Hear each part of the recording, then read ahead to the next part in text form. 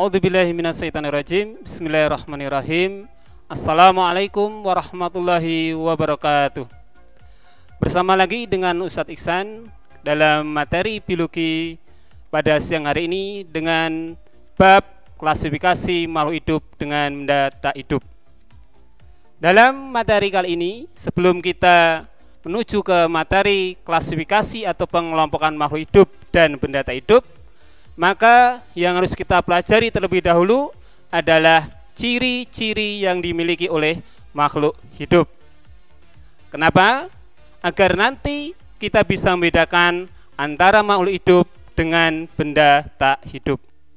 Ciri-ciri makhluk hidup antara lain, pertama, iritabilitas dan gerak. Kedua, makan. Yang ketiga adalah melakukan metabolisme. Yang keempat, adaptasi. Yang kelima adalah tumbuh dan berkembang biak. Pada kali ini kita akan membahas ciri-ciri makhluk hidup itu, kita akan uraikan satu persatu. Sehingga dengan kita menguraikan atau membahas ciri-ciri dari makhluk hidup satu persatu, Ustadz harapkan bisa kalian pahami dan nantinya kalian bisa membedakan antara makhluk hidup dengan benda tak hidup. Pertama adalah iritabilitas. Apa yang dimaksud dengan iritabilitas? Iritabilitas adalah kemampuan menanggapi rangsang pada makhluk hidup. Ya, misalkan kita ambil sebuah contoh. Ketika kalian melihat lampu yang sangat terang sekali, maka dengan refleksnya, dengan rangsangan dari dalam tubuh kamu, kamu akan menutup mata kamu. Tujuannya apa? Agar penglihatan kalian tidak silau. Begitu juga pada tumbuhan. Kita ambil contoh adalah tanaman putri malu atau Mimosa pudica. Ketika tanaman putri malu tersebut kita berikan sebuah perlakuan atau sebuah rangsangan, maka tanaman atau putri malu tersebut akan mengatupkan daunnya.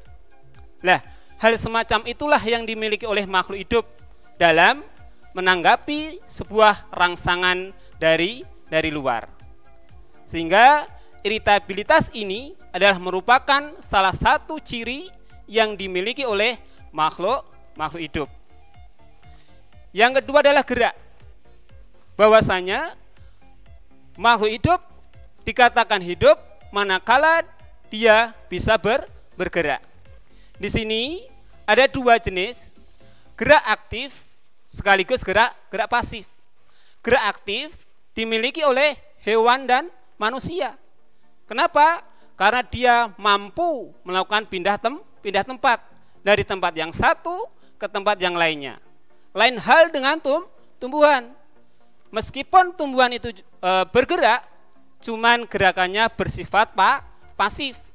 Kenapa? Karena gerakan tumbuhan tidak diikuti dengan pindah tempat. Jadi selamanya dari dia tumbuh sampai dia nanti mati tetap di situ. Cuman perbedaan di sini, gerakan tumbuhan itu dipengaruhi oleh rangsangan. Rangsangan dari luar misalkan. Adanya suhu, cahaya, air, ya, sentuhan seperti tadi pada tanaman putri malu dan lain-lain. Berikutnya adalah makan. Makan atau memerlukan nutrisi.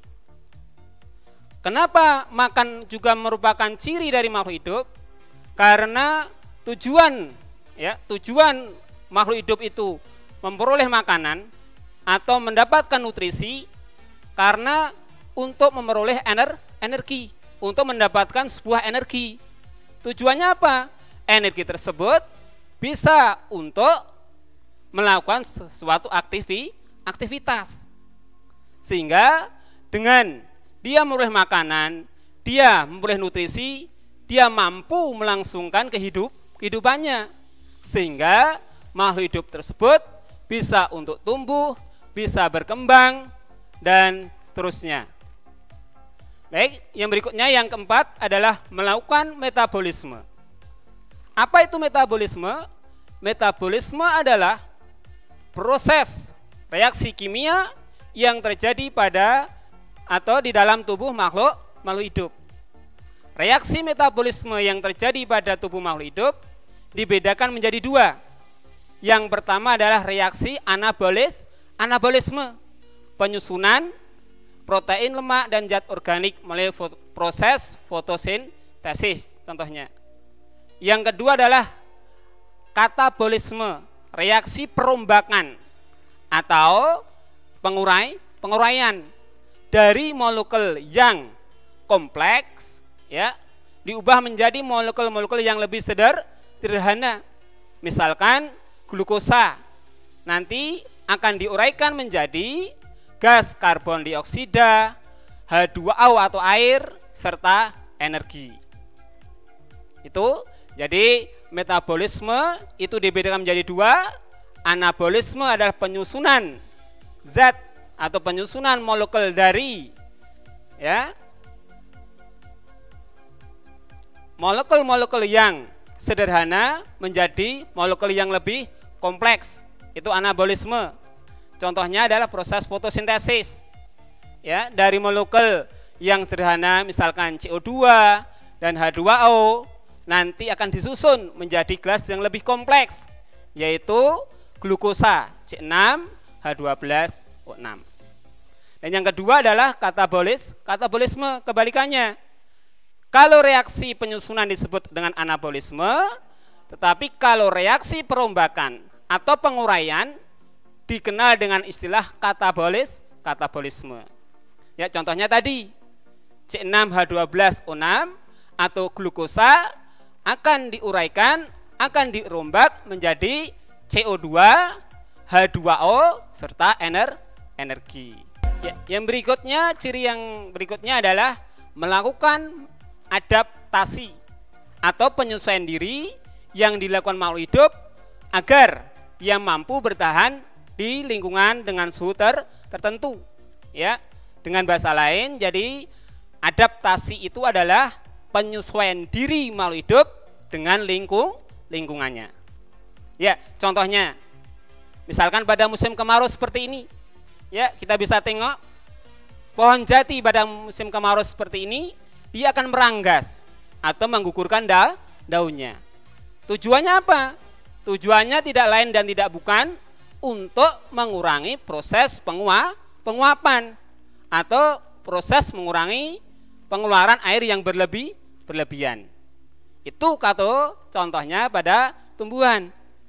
Adaptasi pada hewan juga bisa kita lihat pada misalkan satu, hewan kerbau, ya misalnya pada siang hari dia akan berkubang pada lumpur. Tujuannya apa? Untuk menyesuaikan suhu tubuhnya agar dia tidak kepanasan misalkan. Atau misalkan juga pada kuda Nil, ketika siang hari dia akan berkubang pada air. Ciri berikutnya adalah tumbuh dan berkembang biak. Setiap makhluk hidup akan mengalami pertumbuhan dari saat dia kecil sampai dia dewasa atau besar. Misalkan kita ambil contoh pada manusia. Tentunya tidak langsung manusia itu dilahirkan langsung besar, ya. Pasti mengawali dari yang kecil. Bayi, balita, anak-anak, remaja, dewasa, tua. Itulah proses pertumbuhan pada manusia. Dan pertumbuhan ini bersifat irreversibel. Jadi tidak bisa kembali lagi ke semula lagi. Misalkan kita sudah remaja, kita sudah menjadi anak-anak SMP. Tidak akan mungkin lagi anak SMP akan kembali ke masa anak-anak atau bayi. Tetapi akan melanjutkan pada fase berikutnya. Yaitu fase apa, nak? Fase remaja dan dewasa tentunya. Begitu juga bisa kita lihat pada hewan. Contohnya pada kupu-kupu. Kupu-kupu tidak langsung misalkan dia lahir jadi kupu-kupu. Tapi dia melalui proses atau fase yang panjang. Ya, bisa kita kenal dengan istilah metamorfosis. Ya, proses perubahan bentuk. Jadi misalkan dari telur, kemudian telur itu menetas menjadi apa, nak? Menjadi ulat. Dari ulat terus berkembang, dia makan daun, kemudian berubah menjadi kepompong. Ya, seterusnya setelah menjadi kepompong kurang lebih 2 pekan, maka kepompong itu akan membuka menjadi sebuah atau menjadi seekor kupu-kupu. Kupu-kupu muda dan seterusnya akan menjadi berkembang menjadi kupu-kupu dewasa. Nah, tujuannya untuk apa ini tumbuh berkembang? Ya, tujuannya untuk apa, Nak? Tujuannya untuk agar dia itu bisa beraktivitas dengan baik, ya. Kemudian berkembang biak, ya, setelah jadi tumbuh dewasa pada manusia, karena sudah tumbuh menjadi dewasa, tentunya yang kemudian dia akan melakukan sebuah perkembangbiakan, ya. Misalkan, ya, kita ambil contoh, ketika sudah dewasa, manusia itu pasti akan melanjutkan ke jenjang pernikahan. Begitu juga hewan, dia juga berkembang biak. Tujuannya apa berkembang biak? Baik pada manusia, hewan, tumbuhan, berkembang biak dengan tujuan untuk memperbanyak diri, ya, dan nanti akhirnya akan meneruskan kelestarian jenisnya, sehingga dengan kemampuan berkembang biak pada manusia, hewan, tumbuhan, maka jenisnya itu akan tetap lestari, ya, akan tetap lestari dan tidak mudah atau tidak cepat punah, gitu ya. Dengan mempelajari ciri-ciri makhluk hidup tadi, diharapkan kalian nanti bisa membedakan antara makhluk hidup dengan benda tak hidup. Dengan catatan bahwa makhluk hidup itu memiliki ciri-ciri yang Ustaz telah sampaikan tadi. Itu nanti untuk membedakan antara makhluk hidup dengan benda tak hidup. Baik, sampai di sini saja yang bisa Ustaz sampaikan pada kesempatan kali ini. Kita akhiri dengan hamdalah. Alhamdulillahirabbil alamin. Akhirul kalam. Assalamualaikum warahmatullahi wabarakatuh.